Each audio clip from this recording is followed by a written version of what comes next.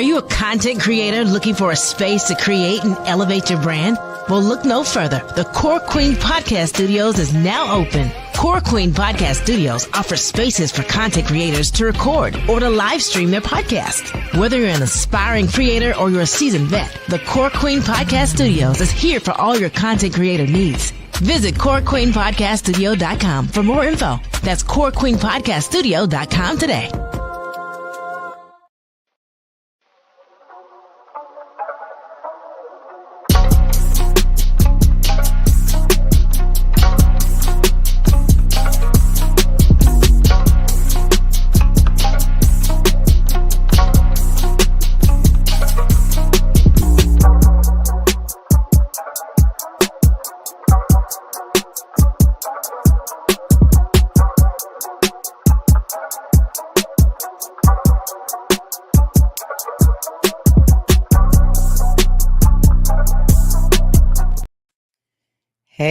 Hey, how y'all doing? It's your girl, Dee Dee Legette, aka the Core Queen, and I have a special exclusive interview episode with celebrity ghostwriter, Miss Erika Roman Saint-Pierre. Welcome, Erika. Thank you. Hello, I'm so glad to be here. How are you? How are you today? I'm fantastic. I'm so excited to share in this with you. And I feel so honored, I have to tell you, to have been a small part of helping you bring this transformational, beautiful book to life. Man, Erika, you have been a godsend in helping me write this book. I don't even know how, like, just our lines crossing, paths crossing has been literally divine alignment. Seriously. For sure. I've been beaten up about writing a book for so long, and I've been running from it for so long. And you were the perfect person to help bring this book to life. And I am honored to have had you on this journey with me. Oh, thank you. That's so kind. And I feel like you are definitely an ideal client. Most people come to me about the same time in their journey as you do. Like, they have an idea that they want to put to the world. They just don't know that next step. So you're definitely in good company there. Yeah, because actually before I came to you, I had like this idea in my head on how this thing works. And it was nothing like that. It was nothing like that. I'm like, oh, she'll just sit here with a tape recorder, record it, and then go write it, and off we go. No, it's no. It's like therapy. Oh my goodness. Oh my goodness. I had no idea that it was going to be so therapeutic. Yeah. Because actually, like, before I met you, I had just finished like a whole year of therapy. Mm-hmm. And I'm thinking, oh, I'm ready. I got this. I'm healed. I got this. No, I wasn't. You know, but it's different when you have somebody in your face, like asking you the deep, pointed questions, and you can't really escape from yourself. So yeah, we go deep. But, you know, look what came out of it. It's fantastic. Absolutely. Fred, can you turn it up some?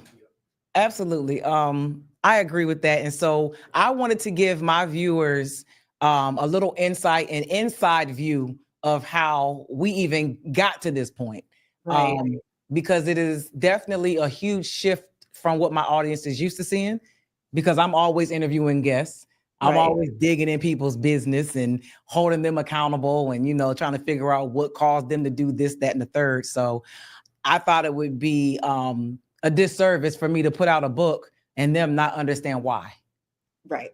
So I brought you here to interview me so they can understand the journey. Yeah, I love that.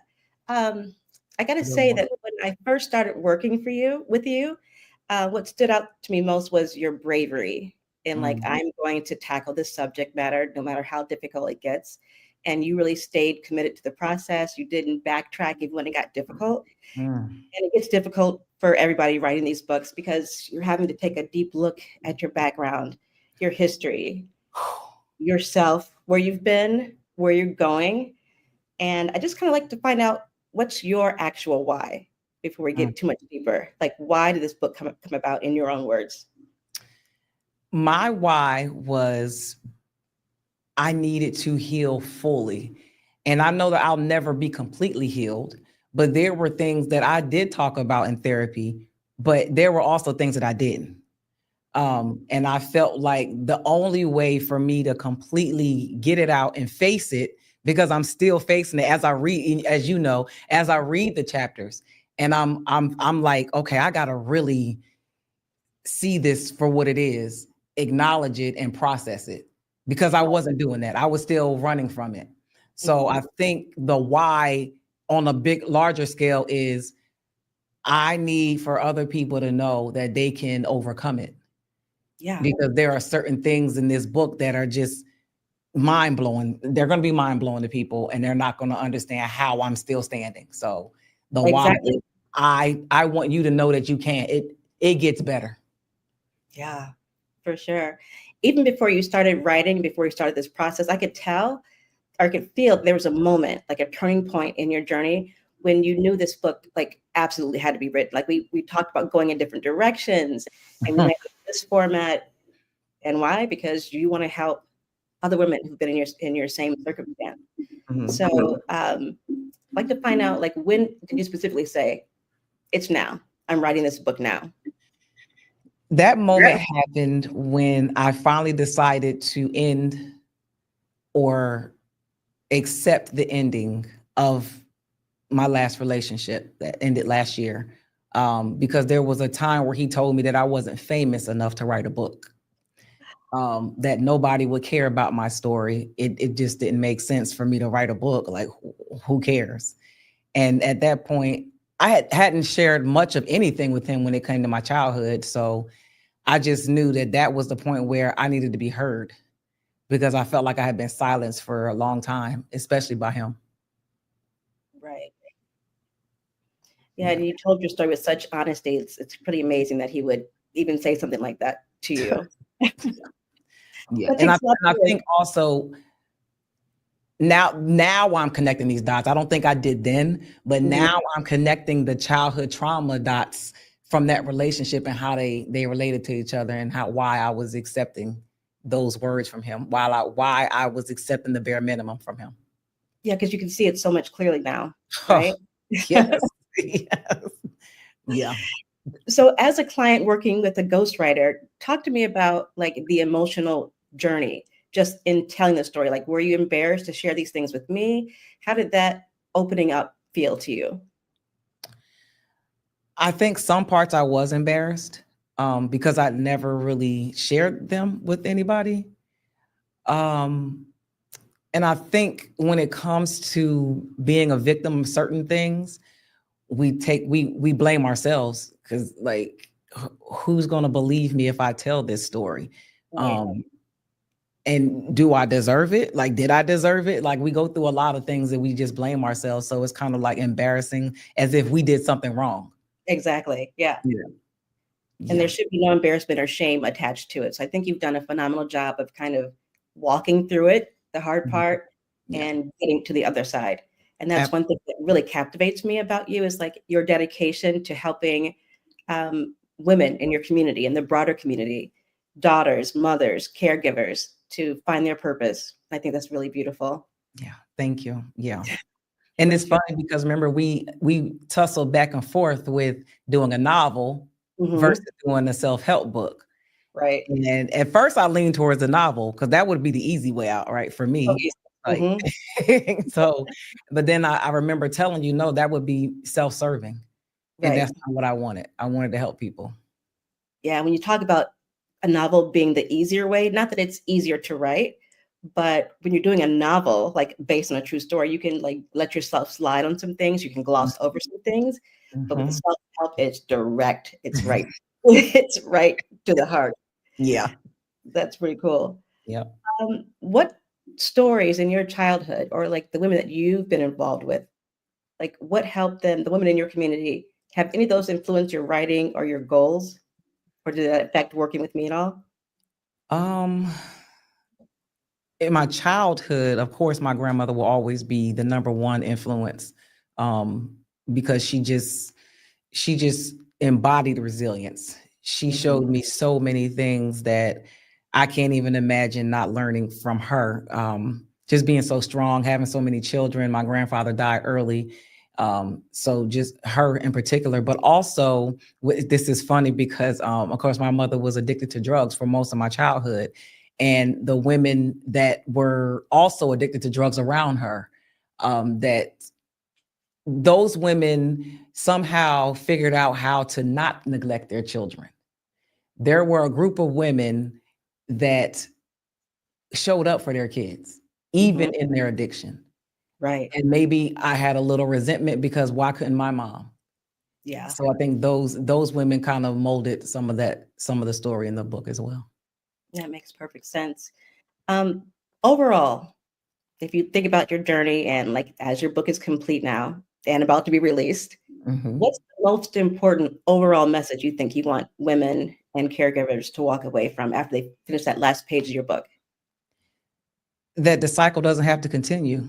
We Ooh, don't have to do things because that's all we know. yeah. There is a better way. I did only know these certain things, but I chose not to repeat them with my daughter.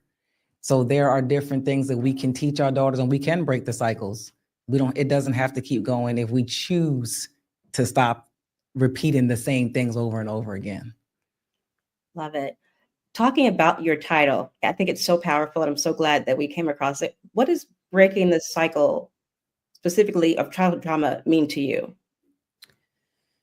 Just breaking the normalcy of trauma as a child. I think that in underserved communities, and impoverished communities, there is this unspoken, I want to say, generational passed down trauma that you just get it, and that's just what it is. You deal with it, you soak it in, and you keep moving.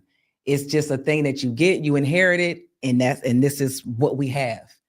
That needs to stop. I want the title to resonate with people, and I want there to be a shift to where we're not raising children, whether it's a son or a daughter, in an environment where they have to seek counseling as adults, where they don't know how to operate in relationship as adults because of their childhood trauma.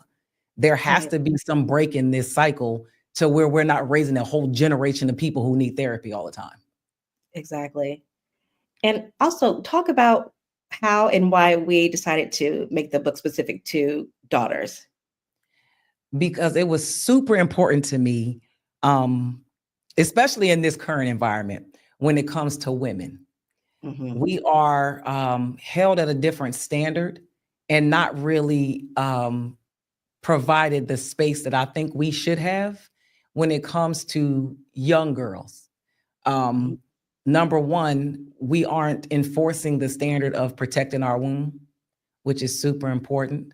So that already is breaking that cycle. If we protect our womb, we won't have to pass on trauma to a child that's not ready to be here.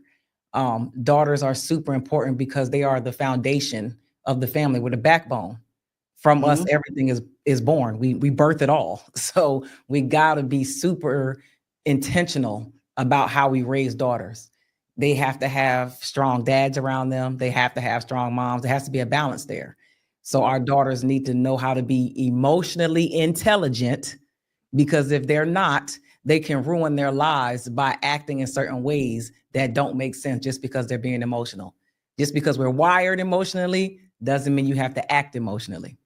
And of course, being independent, because you have to stand on your own before you can bond with another person as far as being married and creating life.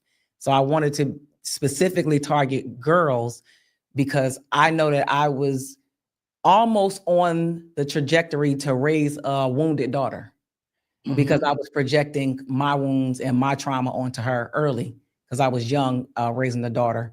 And I wanted to make sure that I figured out how to shift that. And now she's an amazing mom, about to be an amazing wife next month. So I think we broke the cycle and we're good. We did. I mean, you did. It's great. Yeah. And in your book, you outlined so much practical and usable, like readily usable advice. And I think that it's going to be such a gift to your readers. Yeah. But sometimes when we're writing a book, we uncover things emotionally that we might not expect. Can you tell me if you've had any personal breakthroughs or surprises as you worked through the book? I think the biggest breakthrough was literally the dots I just connected about the relationship. How I was, because my friends, even my engineer sitting right here, he would always ask me, why are you like literally taking the bare minimum from these guys? Like, what is that? And I Yeah. was like, I don't know. Like, I don't know. And I really just realized, like, as a kid, being a former foster child and having a mother that was addicted to drugs, those abandonment issues really resonate. And if I can get just a small crumb from you, it was enough for me. As Wow. long as it's if it's something, if you show me any attention, I'm grabbing onto it and I'm holding on to it. So now I realize that these men could sniff that out and they realize that, oh, I can just give her a little bit and she's good. That means a Right. lot to her. I don't have Hmm. to do that much. So that was the one thing I think that really, really opened my eyes from writing this book. I love it. Yeah. So, talking about the writing process, and I hope I was not overbearing with you with my questions and like probing in the interviews. But now that you've finished and the Mhm. book is here, if you could go back to that first day when we met and Mm. said you wanted to write a book, what would you tell that version of Dee Dee, like before the book, before the first word is written? I would tell me that everything's going to work out exactly how it's supposed to. I love it. And it Yeah. will. Yeah. It will. Stop stressing. Yeah, no need to stress. Like you're giving birth this wonderful gift to the world, like all the gems and tools you've shared. Yeah. So you're about to launch your book. What's been the most rewarding part of the journey thus far? Because it's just beginning. Yeah. The interest, like people are extremely interested in it. Like they really are saying that it's a need for it in this space. Like it's like I'm filling a gap that I didn't realize needed to be filled. So yeah, just the interest in the people that are sharing it and buying it, well, pre-ordering it and signing up to come to the launch party on June 3rd. Like the outpouring of support is just, yeah, it's just been great. Yeah, you're actually filling a gap. I love that. That's exactly what you're doing. Yeah. So when you look ahead, what's next for you? Are you going to be diving into any new projects? Are you going to be focusing on an author tour, taking time to reflect on what you've accomplished so far? Maybe. I definitely need to take time to soak this in because I Yes. think it's huge. I think it's a big thing. And I know I have a problem with just doing something and moving on. And I don't want to do that with this project because I think this is super important. And I also think that this is what I want to really base my personal brand around. I really want this to be the Oh, thing. Yeah, I I love think this is it. And it came at the perfect time for my rebranding. So I think this is what we're going to build it around. Of course, I want to do a book tour. I want to go, do book signings and all of that stuff. I want to speak on panels. I want to go to foster homes and talk to kids. And like, I really want to hone in on that because that's really important to me, especially the foster care system. That means a whole lot to me, being a foster kid. right. Of course, my launch party is coming up, so I'm excited to just have people in the room to talk about the book and dive into the actual inner workings of the book and the chapters and get into it because I still don't think that I have completely wrapped my mind around that I really put stuff in this book that I've never said out loud. So I think that'll be healing in itself. I'm excited about that. I want that. And of course, I look forward to writing more books. I think I have a lot more to give now that Yes, I've gotten over this hurdle of anxiety. And I think yes. I can move forward. And let's not forget about your movies. Yeah, in the movie, and it's funny you just said that because somebody just asked me the other day if they can write a movie about my life, and they Mhm. want, yeah. So I think this book is about to open so many doors. Um, it's about to be like the catalyst to a lot of things. So yeah, movies, books. Of course, I got my fitness app coming out. That'll be Right. out, I think, in July or something like that. So just connecting the mind, body, and soul, and just making people a whole healthy human being. And just imagine like all of the young teen moms that you're going to be able to help, or Yeah, mothers parenting teen moms. Like, I don't even think that you fully realize the impact and how far reaching it's going to be yeah. because of your selflessness. So I just have to congratulate you on that. Thank you. I'm You're so excited welcome. about it. Thank you. For sure. So every book that I've ever worked on, they always have their challenges, So what would you say the biggest challenge that you faced with writing this book? And how did you push through? I think the biggest challenge was probably finding the strength to tell my mom. I'll talk to me about that. That was hard. I was terrified, actually, to tell her, because I didn't want to reopen wounds for her, but I also didn't want the response that I knew I was going to get from her. I don't want to cry. It's okay if you do. Oh, jeez. I really wanted her to just be my mom. Yeah. But that's not what I got. I got what she could give. Right. Sometimes I just want her to not be so religious. Like a new addiction? Yeah. And I just want her to just be proud of me. Yeah. So, and I think she is, but she just doesn't know how to say it. Right. She can only do with the capacity that she has. Yeah. So, but sometimes you have to feel confident that, you know, this is what we can get. Yeah. You've definitely stepped up to the plate, so you should be proud. I am. Speaking of your mom, was there any story or situation that you just found, wow, this is too difficult. This is so difficult. I don't think I can share it with the world. No, I think I shared the hardest thing I've ever had to share in that prologue. Yeah. I think that was probably, and I think, I don't think I've actually dealt with that. I think that comes up often, especially in relationships. Yeah. Yeah. So it's in the book, but I still don't think I've dealt with it. You know, it'll come to you in waves. That's kind of always how it works. But now you've addressed it, you've put it out there. And so now you'll be able to see it easily and just, you know, do the work that you need to do with that. So absolutely. For sure. So now that you're a mom and a grandmother, which is amazing. Congratulations. Thank you. How would you say that this book writing process, do you think that it's changed the way you approach those roles at all? No, I don't think so. I'll say this. I think once my daughter reads the book, I think it might change some things, because there are some details in the book, of course, that she doesn't know. So I think they'll bring up some conversations, and but I think it'll bring us closer. I don't think it'll change like the love that we have for each other. I think it'll bring us closer. It's going to be some hard things for her to read.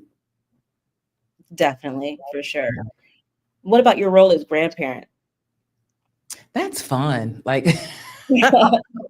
because my daughter and her fiance are just such great parents, I get to be like a real grandparent. Like, I don't have to be like this is another break in the cycle, right, of the childhood trauma, where I don't have to be the grandmother surrogate mom, where I have to come in and help because my daughter is struggling and she doesn't have anybody to help her with the kids. Like, I don't have to do that. I just get to visit whenever I feel like it. Like, because they have it under control, they're financially stable. So I get to be a real grandma. Exactly. Yeah. For sure. So now that you're published author, like what does that do for you? Like for your self-esteem, although I feel like you've got fantastic self-esteem. What does that designation mean for you? Oh, I feel like I'm on Dynasty from back in the day. I'm a published author. Look, I'm telling my age now. No. I just feel like it just opens up a different level. Like I'm on a video game and I just went to another level. because Ooh, it's that's just good. something that I never even imagined I'd do. Yeah. So yeah, I feel like it's so exhilarating to me. It's like, yeah. That's so cool. So what advice would you give someone else who maybe doesn't have the time or maybe not the skill to write a book? Like, what advice would you give them before they seek out a ghostwriter? Have your money right. No, I'm joking. I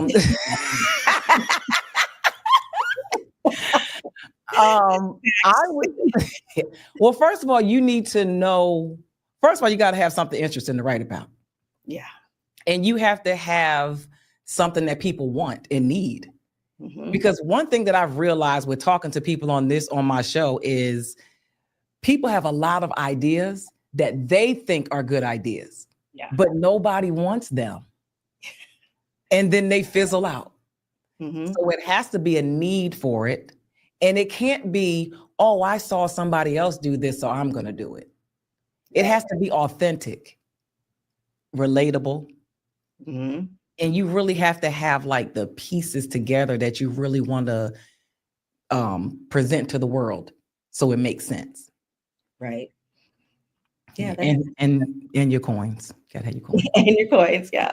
So one more question. So what advice would you give, let's say, to a young mother just starting out, Mhm. and they have your book, maybe they don't, but they're starting out like you were, and they know enough to know they want to break the cycle. They know enough to know that they want something different for their children and for their legacy. Where would you advise them to start in that journey of healing? Oh, I would start with, if you have the ability to start with therapy, because you got to figure out who you are. You have to learn yourself, and figure out what you're going through. But if you don't have therapy, you need to get a mentor. A mentor is so important. Mhm. Find somebody that you look up to, that you want to be like, that you want to aspire to be, that may be doing the same things that you want to do. Find that person that can guide you. And then also find hobbies that are very productive, that can help you get to where you're trying to go. And Right. and change your circle. Do not be around other single moms that's just not doing anything. That's an echo chamber. You got to get away from them. Yeah. You got to get away from them. Yeah. Definitely. Do you think this is a book that's appropriate to give to like a young teenage girl, maybe in high school? Absolutely. Yes. Absolutely. I think so. I think it actually would be kind of like the cheat code. Yeah. Mhm. Like, can you imagine if you would have gotten this book at 17 or even 16, how different your life would have been? Oh my goodness. Oh. Oh. Yeah. And I think that this is what this book is going to do for other people. It's just really fantastic. Yeah. I think those are all of the questions that I had. Did you have any questions for me at all? Was I your best client? No, I'm joking. Definitely top 3 for sure. I'll take it. I'll take it. But no, I don't have any questions. I just really appreciate you for just making this such an easy process. You made it very easy. I try. Well, thank you so much for having me today. It's a great honor. I really appreciate it. You are very welcome. Y'all know who I am, even though Fred didn't change my name on the screen, but I'm Dee Dee Legette, AKA the Core Queen. That's me. This is my show. Y'all know. No, I appreciate y'all for watching the show. I hope y'all got some questions. Y'all can call me. Y'all can email me. Let me know how y'all feel. We're going to be dropping the book on June 3rd. So make sure y'all pre-order if you have time to, or come to the book launch party on June 3rd here in Charlotte, North Carolina. RSVP. The link is in the bio for you to RSVP. Let people know that the book is out, Breaking the Cycle of Childhood Trauma. We appreciate y'all for watching. We are out.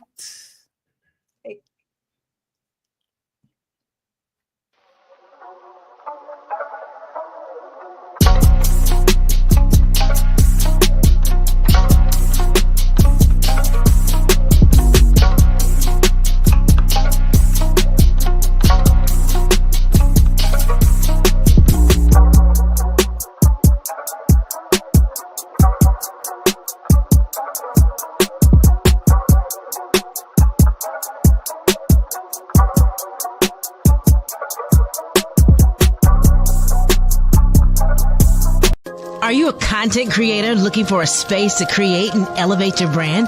Well, look no further. The Core Queen Podcast Studios is now open. Core Queen Podcast Studios offers spaces for content creators to record or to live stream their podcast. Whether you're an aspiring creator or you're a seasoned vet, the Core Queen Podcast Studios is here for all your content creator needs. Visit corequeenpodcaststudio.com for more info. That's corequeenpodcaststudio.com today.